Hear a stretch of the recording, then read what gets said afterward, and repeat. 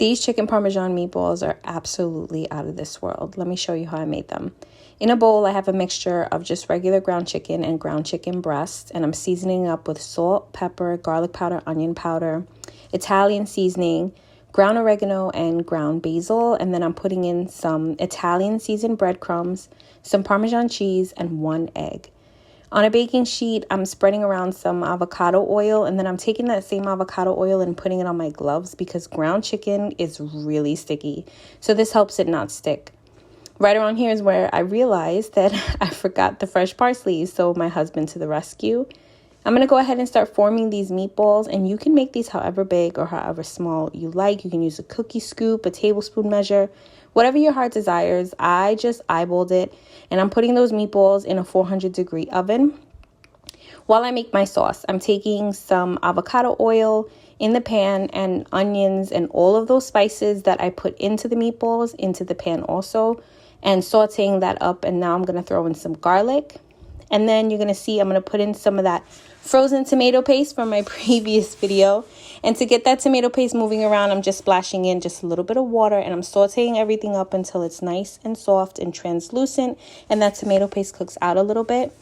Then I'm going to add my crushed tomatoes, and in those crushed tomatoes, I'm only putting in about 3/4 of this can of water because I do want my sauce to stay nice and thick.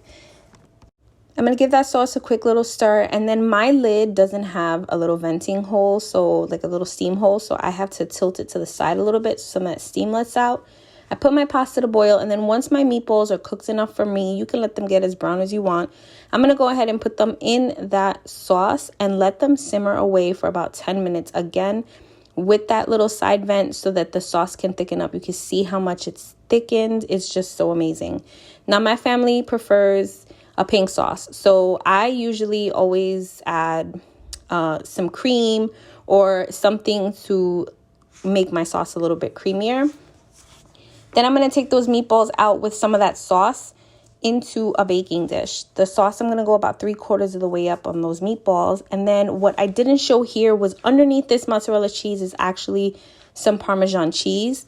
So I sprinkled some Parmesan cheese underneath before I started putting the mozzarella, and then I went ahead and put the Parmesan cheese on top, stuck that in the oven to bake. In the meantime, I'm working on my pasta here, just some plain old spaghetti.